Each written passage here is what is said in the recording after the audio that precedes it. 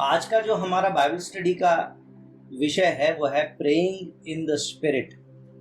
ये एक ऐसा सब्जेक्ट है जिसके बारे में बहुत सारी उत्सुकता भी रहती है और बहुत सारी जानकारी बाइबल में स्पष्ट रूप से नहीं दी गई है। उसके कारण कई बार बहुत सारा कन्फ्यूजन भी होता है। सबसे पहले मेरे साथ में निकालें इफिसियों की किताब, उसका 6 अध्याय, उसका 18 वचन। इफिसियों 6 उसका 18, वहाँ पर लिखा हुआ है, हर समय और हर प्रकार से आत्मा में प्रार्थना और विनती करते रहो और इसीलिए जागते रहो कि सब पवित्र लोगों के लिए लगातार विनती किया करो। आत्मा में प्रार्थना, आत्मा में विनती। तो बाइबल में आत्मा में प्रार्थना करने के विषय में हमको कहा गया है। लेकिन समस्या ये है कि परमेश्वर का वचन आत्मा में प्रार्थना इस शब्द का इस्तेमाल करता है।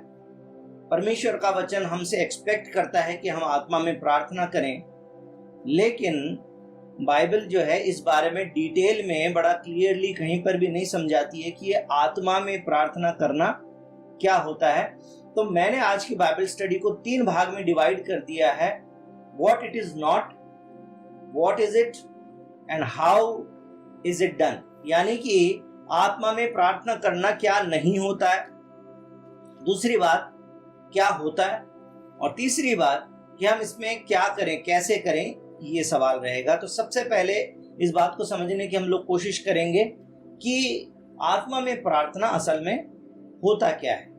तो इसके विषय में बाइबल खोल के कुछ भी पढ़ने से पहले मैं आपको एक बात बताना चाहता हूँ। पवित्र आत्मा पे जहाँ पर बड़ा जोर दिया जाता है, पवित्र आत्मा के वरदानों पे बड़ा जोर दिया जाता है, वहां पर इस बात को सिखाया जाता है कि आत्मा में प्रार्थना करने का मतलब है पवित्र आत्मा की उस भाषा में, अन्य भाषा में प्रार्थना करना।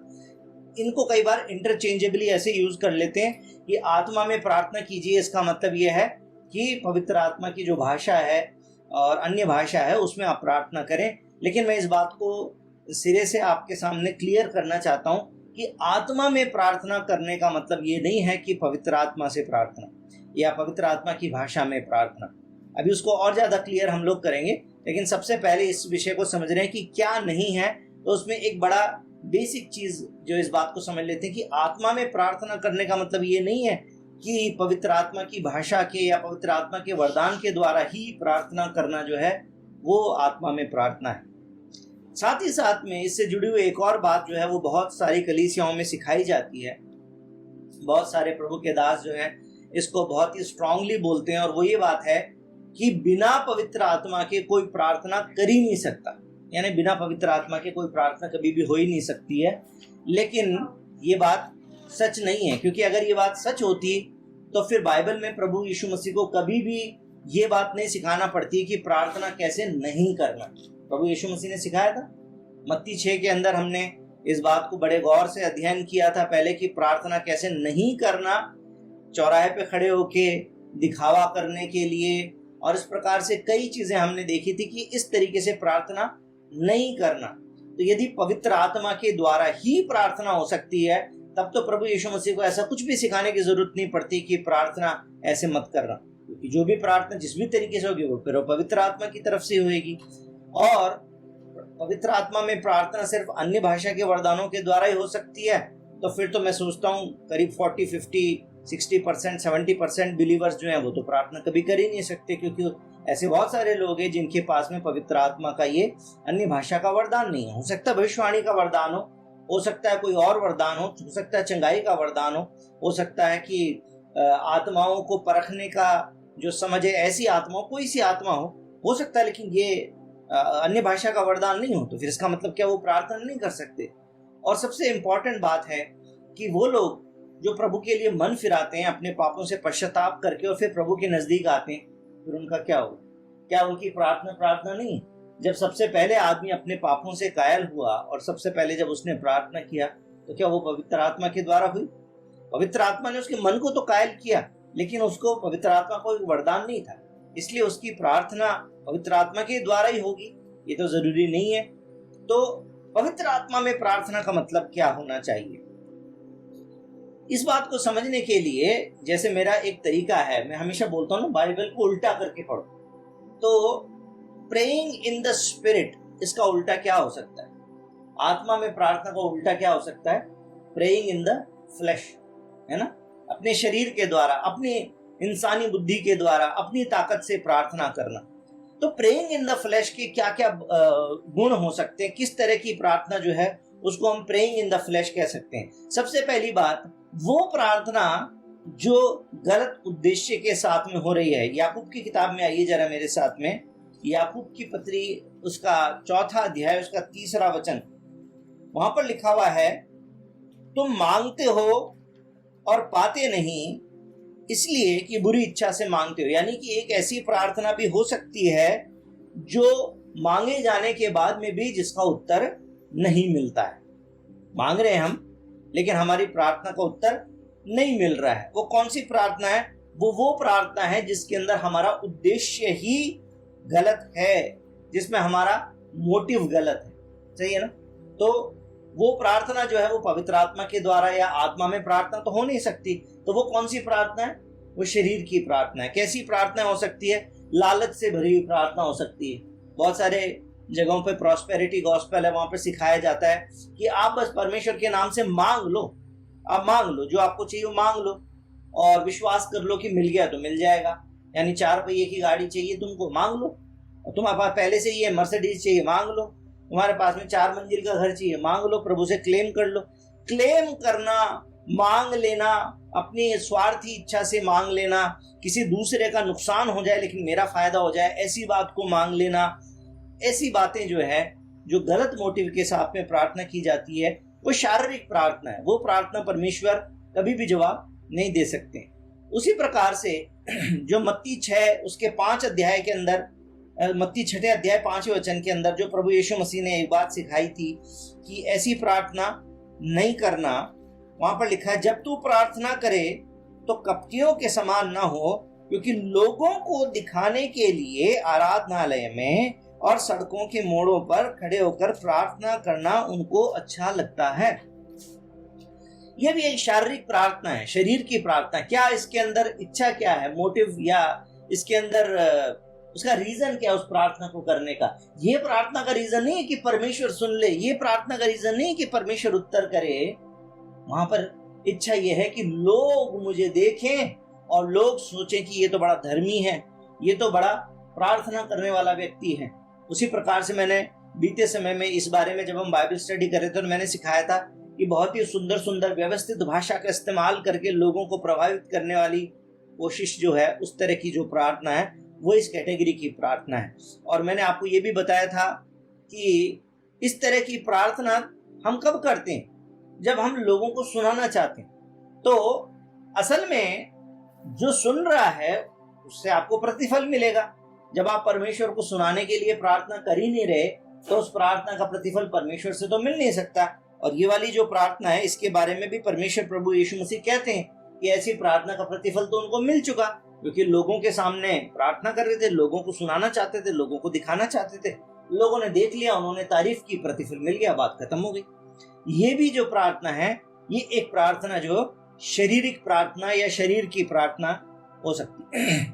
और प्रेइंग इन द फ्लैश, इसके और कौन से गुण हो सकते हैं? तो इसका एक गुण हो सकता है कि जहां पर हम ह्यूमन एबिलिटी के साथ में, यानी हमारी जो इंसानी सामर्थ है, इंसानी सामर्थ, उसके द्वारा जब हम प्रार्थना करने की कोशिश करते हैं तो वो प्रार्थना जो है वो भी एक शारीरिक प्रार्थना है। इसके अंदर, जैसे मैंने अभी थोड़ी देर पहले बोला, अपने विचारों को व्यवस्थित करना, अच्छे अच्छे शब्दों को चुनना कि मैं इन वाले शब्दों से प्रार्थना करूंगा। और जहां पर आपकी इंसान की सामर्थ्य जो है वो प्रार्थना को आगे धकेल रही है, तो उस तरह की जो प्रार्थना है ये प्रार्थना है फ्लैश में। अब मैं इसके साथ में एक बात और ये भी जोड़ दूं कि ये प्रेइंग इन द स्पिरिट, यानी आत्मा में जो प्रार्थना है, ये प्रार्थना का एक बहुत ही ऊंचा या हायर लेवल है। सही, ये प्रार्थना का एक हायर लेवल है। ये प्रार्थना कौन सी प्रार्थना? असल में ये वो प्रार्थना है जिसके द्वारा हम आत्मिक उन्नति पाते हैं, जिसके द्वारा हमारा विश्वास बढ़ता है, जिसके द्वारा हम परमेश्वर के सामने एक अच्छी गवाही को खड़ी कर पाते हैं, और जिस गवाही को फिर बाद में लोग भी देखते हैं, लोग भी हमारे बारे में एक अच्छी गवाही दे पाते हैं। तो इस बारे में अंतर है, हमारी गवाही परमेश्वर के साथ में अच्छी है इसके कारण लोग हमारी गवाही को अच्छा देख के और तारीफ करते हैं, इसमें कोई बुराई नहीं, क्योंकि हमारी गवाही परमेश्वर के साथ में ठीक है। जैसे अय्यूब के बारे में हम जानते हैं, पहले अध्याय के पहले वचन में, पहले तो किताब का जो लिखने वाला है, अय्यूब की पुस्तक को जो लिखने वाला है, उसने इस बात की गवाही दी कि वो बड़ा धर्मी व्यक्ति था। और उसके बाद जो 8वें वचन में जाते हैं, आप बाद में पढ़ के देखिएगा, तो वहां पर परमेश्वर शैतान के सामने, स्वर्गदूतों के सामने अय्यूब के विषय में गवाही देते हैं कि वो धर्मी है और उसके तुल्य धर्मी दूसरा और कोई भी नहीं है। तो परमेश्वर जिसके बारे में एक अच्छी गवाही देते हैं, अच्छी तारीफ करते हैं, मैं सोचता हूं यदि उसकी तारीफ इंसान भी करेगा तो कोई बुराई नहीं है। परमेश्वर के कई ऐसे दास हुए हैं जिनकी हम लोग बड़ी तारीफ करते हैं, जो आज इस संसार में नहीं है, ऐसे भी हैं। और ऐसे भी हैं जिन लोगों से हमने सीखा है और जिनके जीवन से, जिनके आचरण से हम प्रभावित हैं, और हम उसके कारण परमेश्वर की बड़ी महिमा करते हैं, उन लोगों की बड़ी तारीफ करते हैं। हो सकता है कोई आपकी गवाही की, आपके जीवन की बड़ी तारीफ करता हो सकता है कोई मेरी गवाही की, मेरे जीवन की अच्छी तारीफ करता हो, उसमें कोई बुराई नहीं। लेकिन यदि हमारा मकसद ये है कि लोग देखें और फिर लोग हमारी तारीफ करें, और परमेश्वर से हमारा कोई लेना देना नहीं है, परमेश्वर प्रार्थना सुने ना सुने, लोग सुन ले और बस मजा आ जाए, लोग हमको समझे धर्मी, तो फिर वो प्रार्थना जो है वो गड़बड़ी वाली प्रार्थना, वो परमेश्वर को ग्रहण योग्य नहीं, वो शारीरिक प्रार्थना है, वो आत्मा में प्रार्थना नहीं। तो ऐसी कौन कौन सी और चीजें हो सकती है जो मैंने नोट की, कि कई बार बहुत अच्छा डिक्शन है ना, बहुत अच्छा उच्चारण, हालांकि अच्छा उच्चारण करना चाहिए ताकि जब हम सबके साथ मिलकर प्रार्थना करते हैं तो सबको समझ में आए, क्योंकि यदि हम इस प्रकार से प्रार्थना करें जो किसी को समझ में ही नहीं आ रही है तो फिर तो गड़बड़ी है। लेकिन डिक्शन, इस प्रकार से उच्चारण ऐसा हो कि मतलब लोग प्रभावित हो जाएं। दूसरा, ऐसी भाषा का इस्तेमाल किया जाए, ऐसे शब्दों का इस्तेमाल किया जाए कि लोग प्रभावित हो जाएं।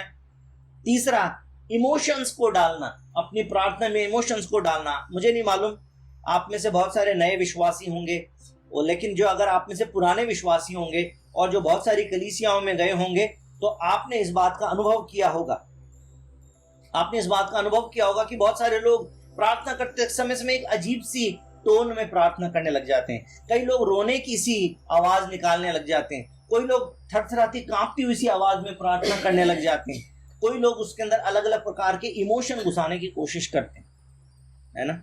और तीसरा, इसके अलावा एक और बात जो है, जो शारीरिक प्रार्थना का हिस्सा है, जहां पे आपकी जो ह्यूमन ताकत है, आपकी जो इंसानी सामर्थ्य वो उस प्रार्थना को धक्का दे रही है, वो है वॉल्यूम।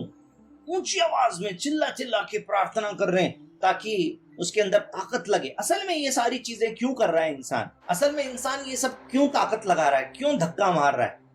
उसका कारण ये है कि जो आत्मा में प्रार्थना है उसके अंदर एक बड़ा एक्साइटमेंट है, उसके अंदर एक अलग प्रकार की क्या बोलना चाहिए, परमेश्वर के साथ में एक अलग प्रकार का अनुभव है। उस अनुभव को कभी ना कभी हम सभी ने चखा है, क्योंकि हम सभी कभी ना कभी अपने आत्मिक जीवन में ईमानदार रहे, और जब हम प्रभु के सामने ईमानदार होते हैं तो वो अनुभव, जो आत्मा में प्रार्थना का अनुभव, वो कभी कभी हमको मिलता है। और जब वो अनुभव हमारे पास में नहीं होता है, और जब हमको आत्मा की प्रेजेंस महसूस नहीं हो रही होती है, उस समय फिर अपनी शरीर की जो ताकत है उसके द्वारा हम उस प्रकार के एक्साइटमेंट को अचीव करने की कोशिश करते हैं। वो उत्साह जो आत्मा के द्वारा आता है, और वो जो टेस्ट, वो जो स्वाद आत्मा के साथ में आता है, उसको हम अपनी मर्जी से पैदा करने की कोशिश करते हैं। जैसे एक तो होती है गन्ने की गुड़ की मिठास, जो ऑटोमेटिकली परमेश्वर ने उगाई, और उसके बाद में एक दूसरी मिठास होती है सैक्रीन की मिठास, है दवाइयों के द्वारा, ऐसे ऐसे केमिकल के द्वारा मिठास बनाई जाती है। मैं बचपन में पढ़ा करता था, तो कई तरह के मिठास पैदा करने वाले केमिकल्स के बारे में पढ़ता था। उसमें से एक केमिकल तो ऐसा था, उसका नाम पता नहीं, पी करके कुछ नंबर था उसका, कि वो अपनी जो नॉर्मल चीनी होती है या गुड़ होता है उससे 4000 गुना मीठी, यानी कि जहाँ पे 4000 दाने आप चीनी के डालते हैं, वहां पर अगर उसका एक दाना ही डाल दिया तो वो काफी है, इतनी ज्यादा मीठा। एक कृत्रिम मिठास है ना, सैक्रीन डालते थे वो। बचपन में हम लोग जाते थे, वो ठेले के ऊपर ऐसे बर्फ को घिसता था, बर्फ को घिस के उसका एक गोला बनाता था, उसके ऊपर सैक्रीन डालता था, हमको देता, हम उसको गोला चूसते थे। ये सब क्या है? ये कृत्रिम मिठास है। ये वो मिठास नहीं है जो गन्ने में से आती है, ये वो मिठास नहीं है जो आम में से आती है, अमरूद में से आती है। ये वो मिठास है जो परमेश्वर ने उस फल में पैदा की है। लेकिन एक दूसरी मिठास है जो इंसान पैदा करता है, इंसान जबरदस्ती डालता है। उसी प्रकार से एक आत्मा में प्रार्थना की मिठास है जो कभी ना कभी अपने जीवन में हम सब ने अनुभव की है। लेकिन जब हम लगातार प्रभु की संगति में नहीं रहते हैं और प्रार्थना का जीवन हमारा ठीक नहीं रहता, धीरे धीरे जब हम प्रार्थना में ढीले पड़ जाते हैं, तो भी हम उसी अनुभव तक पहुंचना चाहते हैं, तो हम क्या करते हैं? कृत्रिम मिठास डालते हैं, अपनी आवाज को ऊंची करके, अपनी भाषा में एक नए नए अच्छे अच्छे शब्दों का इस्तेमाल करके, और एक अच्छा अलग प्रकार का उच्चारण लेके, और या फिर एक अलग प्रकार की भावना उसमें उंडेल के, और ये सारी बातों के द्वारा मैं आपको बताना चाहता हूँ ये शारीरिक प्रार्थना है ना। ये शारीरिक प्रार्थना। इसके अलावा और क्या करता है इंसान? इसके अलावा लंबी लंबी प्रार्थना करने की कोशिश करता है, क्योंकि वो सेटिस्फैक्शन जो आत्मा में प्रार्थना का सेटिस्फैक्शन है वो मिलना चाहिए, लेकिन मिल नहीं रहा। विश्वासी तो है, वो कभी ना कभी तो चखा है, लेकिन अब वो सेटिस्फैक्शन नहीं आ रहा। तो फिर इंसान क्या करता है? लंबी प्रार्थना करता है। सोचते हैं कि जब हम लंबे समय तक प्रभु के साथ बैठे रहेंगे तो उसके बाद में तो जरूर वो वाला टेस्ट आ जाएगा और एक सेटिस्फैक्शन आ जाएगा। और या फिर बहुत सारे शब्दों का इस्तेमाल कर करके लगातार प्रार्थना। लेकिन मत्ती 6 के 7 में क्या बताया था परमेश्वर ने? कि वो लोग सोचते हैं कि बहुत सारे शब्दों का इस्तेमाल करके जब प्रार्थना करेंगे, जब बहुत बोलेंगे तो उनकी सुनी जाएगी, परंतु ऐसा नहीं है। तो ये सारी की सारी प्रार्थनाएं जो है, ये कौन सी प्रार्थना बन गई? ये सारी की सारी प्रार्थना शरीर की प्रार्थना है। तो अब हमको ये समझ में आ गया कि इनमें से किसी भी तरह की चीज की प्रार्थना करते हैं तो ये प्रार्थना शारीरिक प्रार्थना है, ये आत्मा में प्रार्थना नहीं है। तो ये पहला किस्सा जो मैं कवर करना चाहता था, जो पहला टॉपिक मैं कवर करना चाहता था, वो ये है कि आत्मा में प्रार्थना कौन सी नहीं है। अगर ये जो मैंने अब तक बातें बोली इनमें से कुछ भी हमारी प्रार्थना में, तो हमें अपने आप को ठीक करना चाहिए और थोड़ा सा प्रभु के साथ फिर से ईमानदार बनना चाहिए, क्षमा मांगना चाहिए और प्रभु के नजदीक आना चाहिए। अब मैंने एक एग्जाम्पल पढ़ा था, मैं कई बार इसको अपने आत्मिक जीवन के विषय में देता हूं, लेकिन आज प्रार्थना के विषय में आपको बताना चाहता हूं। जब हम दूसरे टॉपिक पे जा रहे हैं कि फिर आत्मा में प्रार्थना है क्या, तो इसको मैं ऐसे बताना चाहता हूं कि आप कभी पुलिया पे चढ़े होंगे, तो आप साइकिल की कल्पना करिए। साइकिल आपके लिए अच्छा एग्जाम्पल रहेगा, मोटरसाइकिल वगैरह नहीं, साइकिल। तो जब आप साइकिल से एक पुलिया पर जब चढ़ाई करने की कोशिश कर रहे होते हैं तो आपको बड़ी ताकत लगानी पड़ती है और उसको ताकत के साथ में आपको पैडल मारने पड़ते हैं। लेकिन जब आप ऊपर पहुंच जाते हैं उसके बाद में एक दूसरा अनुभव आता है, जब आपकी साइकिल आराम से नीचे चलती है, आप पैडल मत मारिए, तब भी वो साइकिल बड़े आराम से फ्री फ्लोइंग चलेगी। ये दोनों प्रार्थनाओं के अंदर एक बहुत बड़ा डिफरेंस है। जो शारीरिक प्रार्थना है उसके अंदर इंसानी सामर्थ्य के द्वारा हम बड़ा जोर डालते हैं ताकि हमारे इमोशन के द्वारा, हमारे अच्छे शब्दों के द्वारा और हमारे अच्छे डिक्शन के द्वारा, हमारी अच्छी लैंग्वेज के द्वारा, हमारे लंबी प्रार्थना के द्वारा, हमारे अच्छे अच्छे शब्दों के द्वारा, इन सारी बातों के द्वारा वो सेटिस्फैक्शन आ जाए। और लेकिन ऐसा होता नहीं है, क्योंकि जब आप साइकिल पे पेडल मार मार के ताकत लगाते हैं तो उस समय कोई सेटिस्फैक्शन नहीं होता, उस समय तो सिर्फ ताकत ही लग रही होती है और जब तक जाके ऊपर पहुंचते हैं तब तक थक चुके होते हैं, है ना। तो ये शारीरिक प्रार्थना का अनुभव रहता है। और इसीलिए मैं जानता हूं कि हम में से बहुत सारे लोग, और उनके अंदर मैं भी कोई अपवाद नहीं हूँ, बहुत मेरे जीवन में भी कई बार ऐसा समय आता है जब मैं भी प्रार्थना के अंदर थक जाता हूँ और कई बार मुझे भी प्रार्थना में नींद आने लग जाती है। क्यों? वो इसलिए क्योंकि वो परमेश्वर के संगति का जो अनुभव है कई बार उसको छोड़ के और हम अपनी इंसानी सामर्थ्य से प्रार्थना करने लग जाते हैं। हम प्रभु के साथ में जब रेगुलर टाइम स्पेंड नहीं करते, प्रभु के वचन नहीं पढ़ते, उसकी आवाज को नहीं सुनते, हम उससे बातें नहीं करते, तो धीरे धीरे करके परमेश्वर से बातें करना जो है एक हैवी काम हो जाता है, एक भारी काम हो जाता है, एक मेहनत का काम हो जाता है, जिसके कारण फिर हमें प्रार्थना भारी काम लगने लगती है।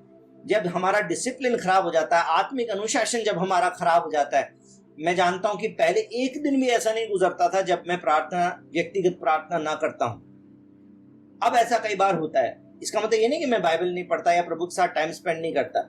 दिन में कभी ना कभी, ज्यादातर सुबह और या फिर कभी ना कभी मैं बाइबल उठा के बैठता हूं, मैं प्रार्थना करता हूं। लेकिन वो मुझे मालूम है, वो जो इंटीमेसी थी, वो जो अंतरंगता मैं प्रभु के साथ में शुरुआत में कई सालों तक महसूस करता था, कई कई घंटे में अकेला प्रभु के साथ बैठ पाता था, अब मैं वो नहीं कर पाता हूँ। मैं कई बार नहीं करता हूँ, प्रभु के साथ में टाइम स्पेंड नहीं करता हूँ। और इसलिए मैं जानता हूँ कि ये कारण यही है कि वो जो आत्मिक अनुशासन की कमी आई है उसके कारण प्रार्थना जो है एक ह्यूमन एफर्ट बन गया है। तो मैं आपको बता देना चाहता हूं कि अनुशासनहीनता हम सबके जीवन में आती है। जैसे जैसे हम पुराने विश्वासी होते जाते हैं, हमें प्रभु पे बड़ा भरोसा हो जाता है, हमारी अनुशासनहीनता आती है। लेकिन अपने आप को फिर से जांचें और आज एक यू टर्न मारने की कोशिश करें कि प्रभु से बोले कि प्रभु मुझे सामर्थ्य दे। मैं इस बात को समझ गया कि मेरी प्रार्थना जो है शरीर की प्रार्थना बन गई है, या आत्मा में प्रार्थना नहीं रही, या फिर मुझे मालूम ही नहीं था कि आत्मा में प्रार्थना क्या होती है। मैं इसी तरीके से कर रहा था, प्रभु मेरी सहायता कर। तो यहां से अब आगे चलते हैं। तो आपको समझ में आया कि ऊंचाई पे चढ़ाने का जो प्रयास है ये शारीरिक प्रार्थना का अनुभव है, और वो जो फ्री फ्लोइंग प्रार्थना का अनुभव है, वो जो फ्री फ्लोइंग गाड़ी जब उतरती है, आपकी साइकिल जब आराम से उतरती है, वो जो अनुभव है वो आपको मालूम है। यीशु मसीह के पास में निकोदेमुस आके जब पूछ रहा था, तो प्रभु यीशु मसीह ने उसकी बात का जवाब किस प्रकार से दिया था? परमेश्वर ने बोला था कि हवा जिधर को चाहती है उधर को चलती है, आत्मा में चलने वाले लोग भी ऐसे ही होंगे। इसका मतलब क्या है? पवित्र आत्मा की अगुवाई से जो चलते रहेंगे वो लोग जो हैं वो परमेश्वर के लोग हैं। वो प्रार्थना जो परमेश्वर के आत्मा की अगुवाई से लगातार हो रही है, वो प्रार्थना जो है वो प्रेइंग इन द स्पिरिट है, आत्मा में प्रार्थना है। तो सबसे पहली बात जो आत्मा में प्रार्थना की है वो है कि ये पवित्र आत्मा के द्वारा लीड की जाती है, ये पवित्र आत्मा के द्वारा अगुवाई दी जाती है, ये पवित्र आत्मा के द्वारा की जाती है। पवित्र आत्मा हमको लेके चल रहा है।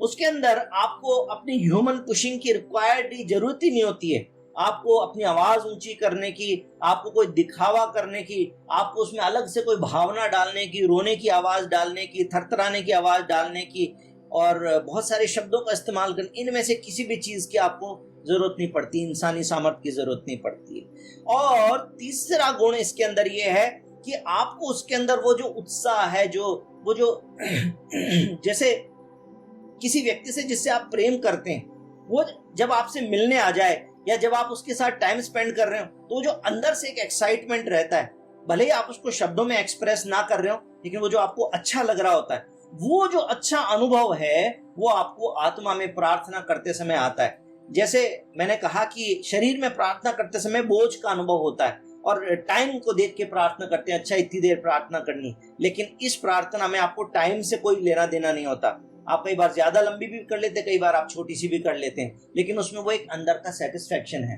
वो प्रार्थना आत्मा के द्वारा है ना।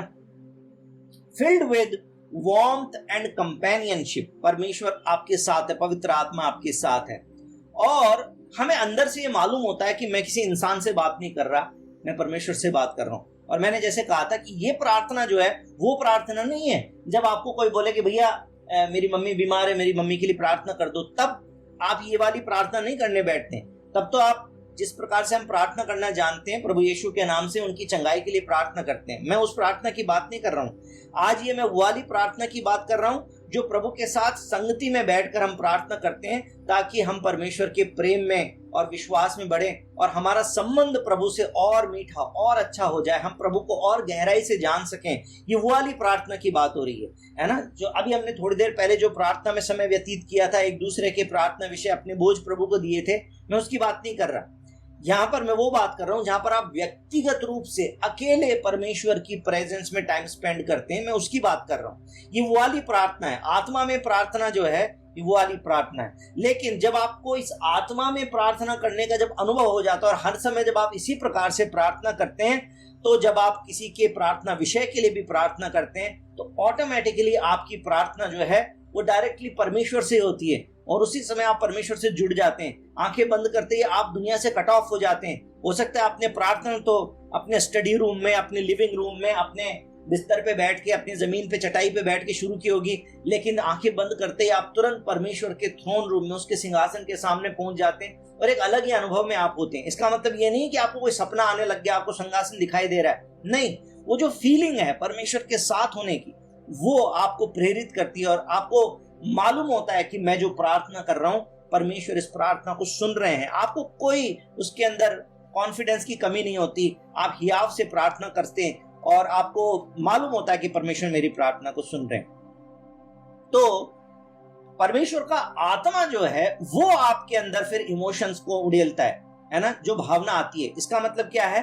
परमेश्वर का आत्मा जब आपको प्रार्थना में प्रेरित करता है, जब आप आत्मा में प्रार्थना करें, तब भी आप रो रहे हो सकते हैं। मैं ये नहीं कह रहा कि आप प्रार्थना में रो नहीं सकते, तब भी आप थरथरारे हो सकते हैं, क्योंकि आप परमेश्वर के सामने कांप रहे हैं। आप किसी भी प्रकार से आप प्रार्थना कर रहे हो, किसी भी भावना से, वो भावना लेकिन पवित्र आत्मा के द्वारा दी गई है ना। वो अटरेंस, जो शब्द आप बोल रहे हैं वो परमेश्वर के द्वारा, जो शब्द है वो परमेश्वर के आत्मा के द्वारा है। और इस समय में दोनों बातें हो सकती है। इस समय में यदि आपके पास में अन्य भाषा का वरदान है तो हो सकता है कि आप अन्य भाषा में प्रार्थना करने लग जाएं। मैं पवित्र आत्मा में प्रार्थना करने के समय अन्य भाषा की प्रार्थना के खिलाफ नहीं हूं। मैं तो खुद अन्य भाषा में प्रार्थना करता हूं, लेकिन अन्य भाषा की प्रार्थना को ही आत्मा में प्रार्थना समझना ये गलत है। लेकिन जब आप आत्मा में प्रार्थना करते हैं तो या तो आप अन्य भाषा में भी प्रार्थना कर सकते हैं यदि आपके पास में ये वरदान है। नहीं भी है तो हो सकता है आपको ये वरदान मिल जाए। हो सकता है कि आप इनमें से कुछ ना करें, लेकिन परमेश्वर आपको वो शब्द दे देंगे जो उसी भाषा में जो आप बोलते हैं, तब आप प्रार्थना करते रहेंगे। आपका डिक्शन, आपका वॉल्यूम, आपके शब्द, ये सब पवित्र आत्मा के द्वारा चुने हुए होंगे, है ना। तो चीजें वही हैं जो आप शरीर से प्रार्थना करते समय इस्तेमाल करते हैं, चीजें वही हैं, लेकिन अब आप नहीं कर रहे, अब ये पवित्र आत्मा कर रहे हैं, है ना। और आप जानते हैं कि इसके अंदर अब मेरी कोई ताकत नहीं लग रही, मेरे को मेहनत नहीं करनी पड़ रही है, अपने आप हो रहा है, अच्छा लग रहा है आपको, आपकी प्रार्थना के साथ में आपको अच्छा महसूस हो रहा है। और वो ऐसा भी हो सकता है कि ऐसी प्रार्थना के समय में आप कोई शब्द ना भी बोल रहे हो। रोमियो 8 में आइए जरा मेरे साथ में, ये वचन आपको मालूम होगा लेकिन फिर भी हम लोग मिलकर साथ में पढ़ेंगे। रोमियो 8 उसका 26 और 27। रोमियो 8 उसके 26 और 27 में लिखा है, इसी रीति से आत्मा भी हमारी दुर्बलता में सहायता करता है, क्योंकि हम नहीं जानते कि प्रार्थना किस रीति से करना चाहिए, परंतु आत्मा आप ही ऐसी आहें भर भर कर जो बयान से बाहर है हमारे लिए विनती करता है। जो पवित्र आत्मा जिसको हमने अपने अंदर बुलाया है, वो पवित्र आत्मा जो हमारे अंदर है, वो हमारे अंदर से जब प्रार्थना करना शुरू करता है तो इस आत्मा में प्रार्थना के समय में ऐसा भी हो सकता है मेरे भाइयों और बहनों कि न तो हम अन्य भाषा में प्रार्थना कर रहे, न हम किसी शब्दों में प्रार्थना कर रहे, लेकिन सिर्फ हमारे अंदर से एक ग्रोनिंग है, हमारे अंदर से एक चाहत है, हमारे अंदर से एक दिल की एक आवाज है, बस ऐसा भी हो सकता है।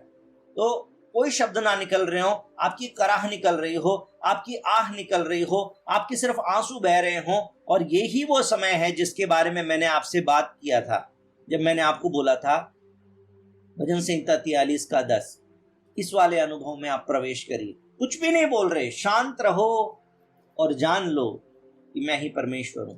ये वाला वो अनुभव शुरू हो जाएगा जब आप आत्मा में बैठेंगे। मैं इस बात को आपको ऐसे बताना चाहता हूं, पवित्र आत्मा में प्रार्थना के अनुभव को आप कैसे समझ सकते हैं। एक नॉर्मल एग्जाम्पल देता हूं, हालांकि ये बहुत ही ट्रिवियल है लेकिन मैं देना चाहता हूं। ये इस प्रकार से जैसे आप एक जगह से दूसरी जगह पे जा तो रहे, आप यात्रा तो कर रहे हैं, परंतु गाड़ी आप नहीं चला रहे, आप गाड़ी में बैठे हुए। मैंने हमेशा बोला आत्मिक जीवन दो तरीके से हो सकते हैं। एक, जहां पे ड्राइविंग सीट पर आप बैठे हुए हैं तो आपको ये भी देखना है कि लेफ्ट से कौन आ रहा है, राइट से, सॉरी मेरा लेफ्ट, ये लेफ्ट से कौन आ रहा है, राइट से कौन आ रहा है, और कौन ओवरटेक कर रहा है, कौन धीरे कर रहा है, कौन ब्रेक लगा रहा है, कोई गाय आ रही है, कोई कुत्ता आ रहा है। आपको सब कुछ ध्यान रखना पड़ता है, आसपास की गाड़ियों का, सड़क की परिस्थितियों का। उस समय आपके ऊपर मानसिक रूप से बड़ा दबाव होता है, क्योंकि खासतौर पर जैसे मान लीजिए आप रात के समय गाड़ी चला रहे तो और ज्यादा प्रेशर आपके ऊपर होता है, क्योंकि आपको बड़े ध्यान से गाड़ी चलानी। लेकिन उसी समय पे आप फिर से दोबारा से कल्पना करिए कि आप अपने एक दोस्त के साथ में जा रहे हैं मोटरसाइकिल पे, मोटरसाइकिल वो चला रहा है और आप आराम से बैठे हैं, मौसम बढ़िया है, तो आप चाहे तो लेफ्ट में देख लें हरियाली है, आप चाहे तो राइट में देख लें खेतों में सरसों उगी हुई है, और आप ठंडी ठंडी हवा का मजा लें। आप आंखें बंद करके ऐसे भी करके बैठ सकते हैं, जैसे मर्जी कर सकते हैं। मोटरसाइकिल चलाने वाला ऐसे नहीं कर सकता, उसने ऐसे किया तो समझ लो सारे दांत बत्ती सी बाहर आ जाएगी। लेकिन आप पीछे बैठ के आनंद ले सकते हैं, आपको कोई टेंशन नहीं है। उसी प्रकार से या तो आत्मिक जीवन आप चला रहे हैं, प्रार्थना आप कर रहे हैं तो आपको ताकत लगानी पड़ रही है, और या फिर आप बस पीछे बैठे, पवित्र आत्मा आपको गाइड करते जा रहे हैं और आप प्रार्थना करते जा रहे हैं। तो कितना सुखद अनुभव है, वो अनुभव है आत्मा में प्रार्थना का अनुभव। ये कोई ऐसा नहीं है कि बाइबल की एक अलग से कोई मैं टीचिंग निकाल के आपको बताऊंगा कि इसका एक फॉर्मूला है कि ऐसे करो या वैसे करो, नहीं। मैं सिर्फ आपको क्लैरिटी से बताना चाहता हूं ताकि आपको समझ में आ जाए कि ये कैसी प्रार्थना, ये अनुभव कैसा है। ये अनुभव वो है। अब इसको कैसे करें, यदि आपने आज तक नहीं किया तो उसको कैसे करें, या फिर पहले तो था लेकिन अब नहीं है तो अब इसके अंदर वैसे रेस्टोर कैसे करें। मैंने 3 स्टेप में इसको डिवाइड किया। सबसे पहला स्टेप है परमेश्वर के सामने इस बात पर विश्वास करना और एक्सप्रेस करना, इस बात को मान लेना कि जिस काम के लिए आप प्रार्थना कर रहे हैं, जिस परिस्थिति के लिए आप प्रार्थना कर रहे हैं, वो मेरे बस की बात नहीं है प्रभु। और या फिर इस प्रकार की प्रार्थना करना भी, आप प्रार्थना करके प्रभु से कह सकते कि प्रभु ये आत्मा में प्रार्थना करना ये मुझसे हो नहीं पाता है प्रभु जी। और इस प्रकार से जब आप प्रभु के सामने ईमानदार होने लगते हैं, जब आप अपने आप को सरेंडर करने लगते हैं, तब जाके परमेश्वर का आत्मा जो है वो कंट्रोल ले लेता है।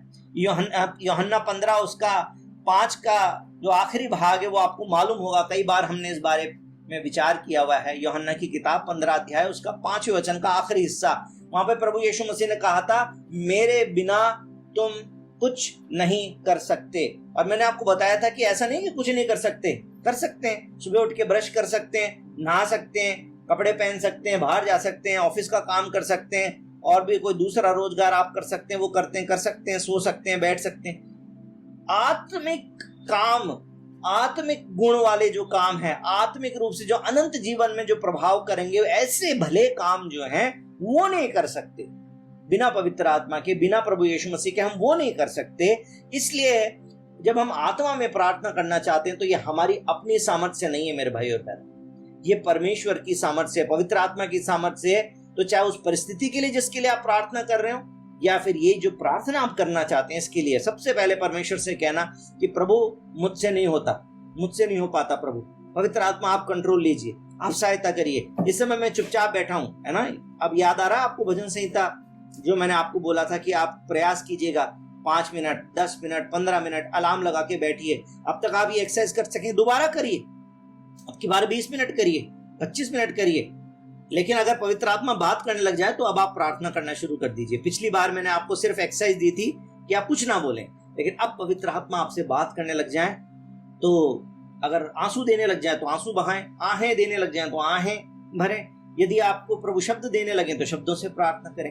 लेकिन फिर से एक बार अनुभव करके देखिए, पहला। दूसरा, गेट और walk in the presence of God and stay there. परमेश्वर की उपस्थिति में चलना शुरू करिए, या परमेश्वर की उपस्थिति में जाइए और वहां पर थोड़ी देर ठहरना प्रारंभ करिए, है ना। जल्दीबाजी मत करिए प्रार्थना करते ही, आप मुझे कुछ बोलना है, जल्दीबाजी मत करिए, कुछ भी नहीं बोलना, आराम से बैठिए। जब आप प्रार्थना करते हैं, परमेश्वर के साथ टाइम स्पेंड करते हैं, प्रांजल आप भी करते हैं, थोड़ी सी देर प्रभु के साथ टाइम स्पेंड करिए। प्रभु को बोलिए, प्रभु आप बात करिए, आप बताइए पहले मैं क्या बात करूं, मैं कैसे प्रार्थना करूं, पवित्र आत्मा आप बताइए।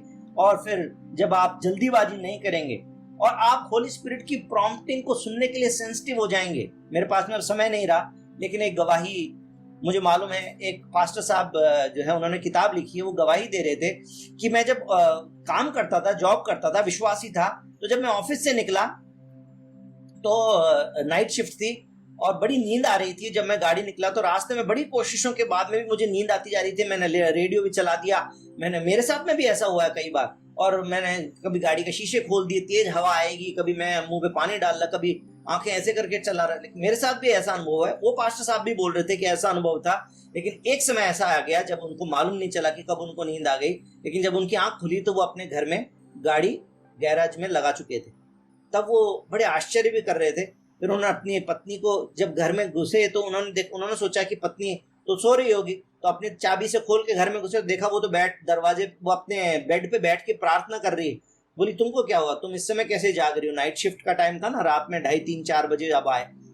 तो उन्होंने बोला कि एकदम से मेरे को आत्मा में प्रॉम्प्टिंग आई कि तुम्हारे लिए प्रार्थना करनी चाहिए, और क्योंकि तुम रास्ते में होगे, मुझे मालूम था तुम्हारे आने का टाइम है, मुझे लगा तुमको जरूर कोई रास्ते में एक्सीडेंट हो सकता है, कुछ हो सकता है, तो मैंने तुरंत बैठ के प्रार्थना करना शुरू कर दिया। बोले कि हाँ, मेरे को बहुत तेज नींद आ रही थी और एक समय ऐसा आ ही गया कि मुझे नींद आ गई, मुझे पता नहीं कि मैं घर कैसे पहुंचा। तो कई बार पवित्र आत्मा आपको प्रॉम्प्ट करते हैं, पवित्र आत्मा आपको बताते हैं उस व्यक्ति के लिए प्रार्थना करो। एक बीते दिनों का दोस्त आपको याद आ जाएगा, कोई एक स्थान आपको याद आने लगेगा एकदम से, जिसका कोई आपसे ताल्लुक नहीं है इस समय। जब पवित्र आत्मा प्रॉम्प्ट करते हैं, तुरंत प्रार्थना करना शुरू करें। पवित्र आत्मा की प्रॉम्प्टिंग सुनने के लिए तैयार रहें, जल्दीबाजी ना करें बोलने के लिए, प्रभु की आवाज सुनने के लिए तैयार रहें। तीसरा स्टेप, सिर्फ शांति नहीं बैठना है।